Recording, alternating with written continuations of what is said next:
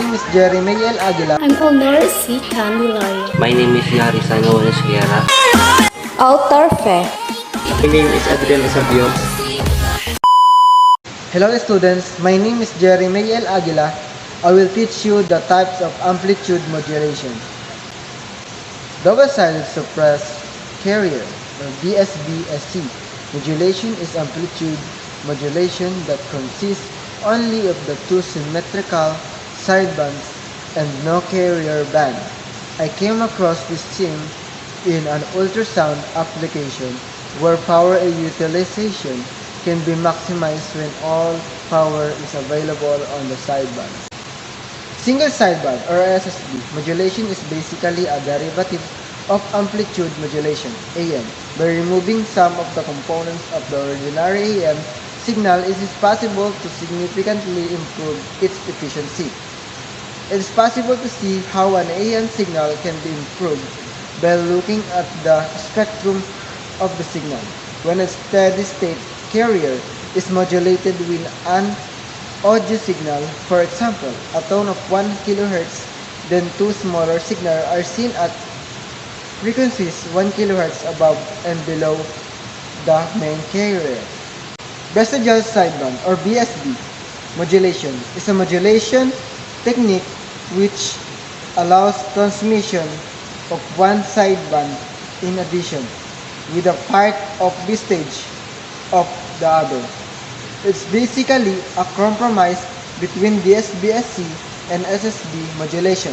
DSB technique was introduced to overcome the drawbacks of SSB modulation, as SSB modulation requires accurate frequency response of the filter to transmit only one sideband completely. Hello students, I'm Honor C. Candelaria. Now I will teach you the communication systems and modulation. Modulation is simply a widely used process in communication systems in which a very high frequency cover wave is used to transmit the low frequency message signal, so that the transmitted signal continues to have all the information contained in the original message signal. What is modulation and communication example?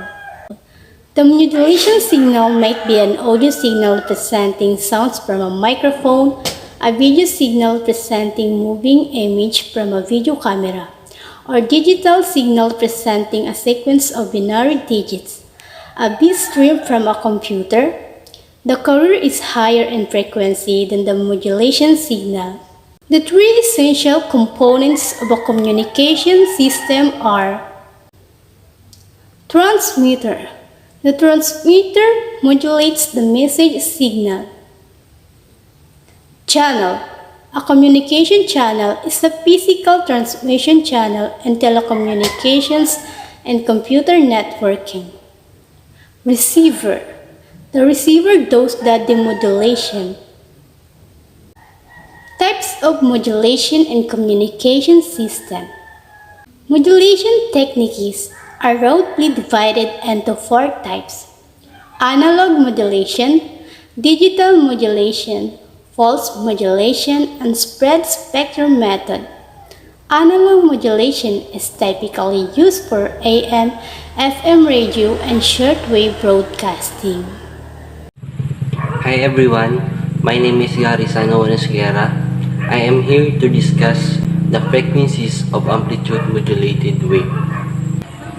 An amplitude modulated wave is a carrier wave whose amplitude is changed by the parameters of the signal wave or the modulating signal. From the set of the many modulation schemes available, amplitude modulation or AM is an old and very simple modulation technique. Amplitude modulation is a simple and old technique to change the amplitude of a carrier wave in accordance with the messaging signal.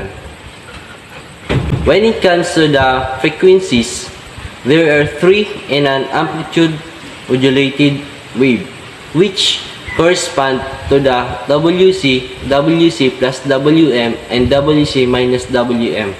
They are F1 corresponding to WC, F2 corresponding to WC plus WM, and F3 corresponding to WC minus WM.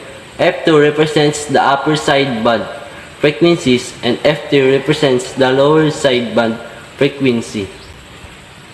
While on the other hand, bandwidth is a difference between the highest and the lowest frequencies of the signal.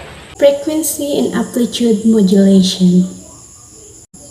What is frequency and amplitude modulation? The method of amplitude modulation involves changing the amplitude of the wave signal before it is broadcast. It is frequently used to send information using a radio carrier wave and is known by the abbreviation AM. Electronic communication is where amplitude modulation is most commonly utilized. Hello everyone, my name is Adrian Esabio. Our topic for today is frequency modulation. Before seeing a frequency modulation, we will understand first what is frequency. So the frequency of a wave means the number of complete wave cycles passing per second. It is also denoted by 1 by t or 1 by time. This is a waveform. So and this a is time period simple of complete cycle. So waveform. the frequency is how many such a cycle are passed per second, and also denoted by 1. So let's come to the definition of frequency modulation. In frequency modulation, the frequency of carrier wave is varied according to the amplitude of message signal.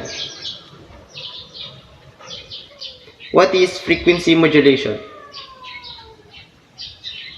Frequency modulation is a technique or a process of encoding information on a particular signal, analog or digital, by varying the carrier wave frequency in accordance with the frequency of the modulating signal.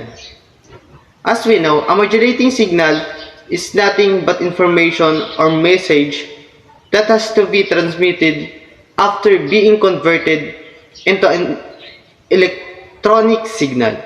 Much like amplitude modulation, frequency modulation also has a similar approach where a carrier signal is modulated by the input signal. However, in the case of FM, the amplitude of the modulated signal is kept or remain constant. Meanwhile, broadcast station in the very high frequency portion of the frequency spectrum between 88.5 and 108 MHz often use large value of deviation, positive to negative 75 kHz. This is known as wideband FM. Even though these signals support high quality transmission, they do occupy a large amount of bandwidth. Alternatively, narrowband FM often use deviation figure of around positive to negative 3 kHz. Besides, narrowband FM is mostly used for two-way radio communication application. Abrila, Jerry May L. Abayag, Idryan S. Otter, Faye P. Candelaria, Elnora C. Esguera, Gary S. Day. 2A Electronics.